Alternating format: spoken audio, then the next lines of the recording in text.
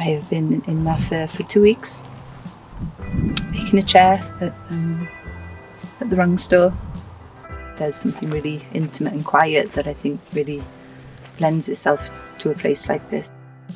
To make a piece of furniture on the old stamping ground of Daniel Judd also feels a little bit spiritual. I've been a musician for maybe 10 years, and it's been a pretty relentless cycle of making a record and touring, and I think my relationship with music became a little bit fractious, and so I took a year out from making music to try and readdress my relationship with it. Doing so, completely repaired my relationship with music. It became my hobby again, and it became I consumed music differently. I think it was Robert Fripp who said, if you really love music, become a plumber.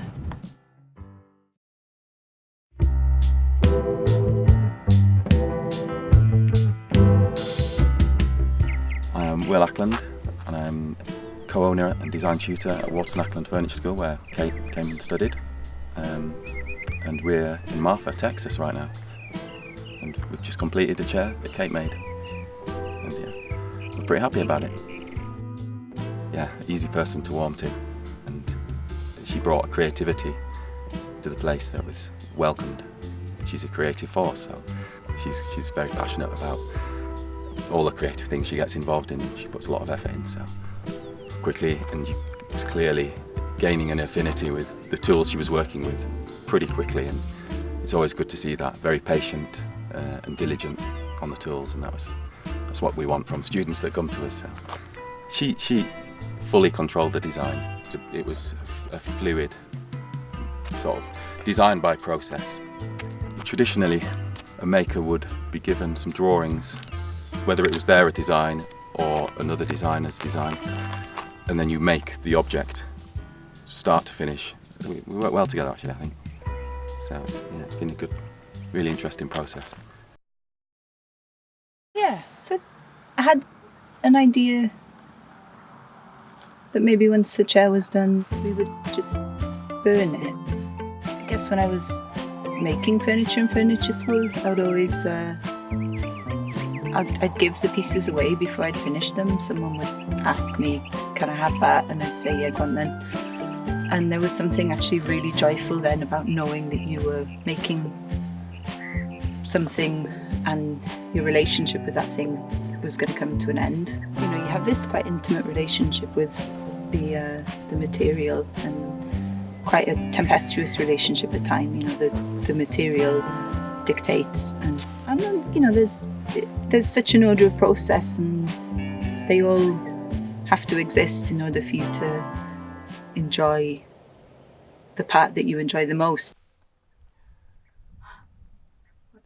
A license plate from 1953. Whoa! It's from 1953. Do you know that's when James Dean died? And he was here. He died here. Maybe. Maybe. What we call this in the antique industry is rustic olds, smalls. Isn't she a piece of art herself? She is. Not to objectify, because my goal in life would be to be a piece of art. There was sort of just like an instant friendship, which I don't really feel happens that often with people. The way that she spends time isolating herself to study something. It's what we all as artists aspire to do, to completely immerse ourselves in art, and until the art is like breathing, and it's impossible to do that in a social structure.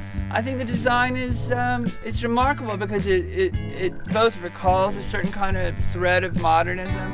It's a bit California Gothic in a way, but the way that the geometry and the hard planes interact, the spheres. But Cate is at her, is at a peak right now creatively.